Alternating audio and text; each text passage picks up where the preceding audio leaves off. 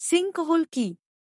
Sinkhole হল মাটিতে সৃষ্ট গর্ত বা অবনমিত স্থান, যা সাধারণত উপরের মাটির স্তর ধসে যাওয়ার কারণে হয়ে থাকে। এটি প্রাকৃতিক কারণে অথবা মানুষের কার্যকলাপের ফলে ঘটতে পারে। ভূপৃষ্ঠের নিচের শিলা দ্রবীভূত হয়ে গেলে অথবা মাটি সরে গেলে এই গর্ত তৈরি হতে পারে। বিশেষ করে চুনাপাথর, জিপসাম বা লবণের মতো দ্রবণীয় শিলাযুক্ত অঞ্চলে সিঙ্কহোল বেশি দেখা যায়। সিঙ্কহোলগুলি বিভিন্ন আকারে হতে পারে, ছোট গর্ত থেকে শুরু করে বড় আকারের গর্ত পর্যন্ত। কিছু সিঙ্কহোল ধীরে ধীরে তৈরি হয়, আবার কিছু হঠাৎ করে সৃষ্টি হতে পারে। সিঙ্কহোলগুলি বিপজ্জনক হতে পারে, বিশেষ করে জনবহুল এলাকায়, কারণ এগুলি ভবন এবং রাস্তাঘাটের ক্ষতি করতে পারে। সিঙ্কহোল এর কারণ। সিঙ্কহোল প্রধানত দুটি কারণে হয়ে থাকে: প্রাকৃতিক এবং মানবসৃষ্ট। প্রাকৃতিক কারণে চুনাপাথর, চক বা জিপসাম জাতীয় দ্রবণীয় শিলা বৃষ্টির জল বা ভূগর্ভস্থ জলের সাথে বিক্রিয়া করে ক্ষয়ে গেলে সিঙ্কহোল তৈরি হতে পারে।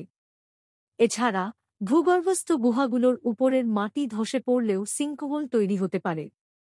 মানবসৃষ্ট কারণগুলির মধ্যে রয়েছে ভূগর্ভস্থ জল উত্তোলনের ফলে মাটি আলগা হয়ে যাওয়া অথবা কোনো নির্মাণ কাজের ফলে মাটির গঠন পরিবর্তন হওয়া। সিঙ্কহোলের প্রধান কারণগুলি হল: প্রাকৃতিক দ্রবণ প্রক্রিয়া। চুনাপাথর, চক বা জিপসামের মতো দ্রবণীয় শিলা বৃষ্টির জল বা ভূগর্ভস্থ জলের সংস্পর্শে এসে দ্রবীভূত হয়ে যায়। এই দ্রবীভূত হওয়ার ফলে মাটির নিচে ফাঁকা স্থানের সৃষ্টি হয়, যা একসময় ধসে পড়ে সিঙ্কহোল তৈরি করে। ভূগর্ভস্থ গুহা গঠন। ভূগর্ভস্থ জল চুনাপাথরের স্তর ভেদ করে গেলে সেখানে গুহা তৈরি হতে পারে। এই গুহাগুলোর উপরের মাটি দুর্বল হয়ে গেলে তা ধসে পড়ে সিঙ্কহোল তৈরি করে। ভূগর্ভস্থ জলস্তর কমে যাওয়া। অতিরিক্ত ভূগর্ভস্থ জল উত্তোলনের ফলে মাটির নিচের স্তরগুলো দুর্বল হয়ে যেতে পারে, যা সিঙ্কহোলের ঝুঁকি বাড়ায়। ভূপৃষ্ঠের জল নিষ্কাশন।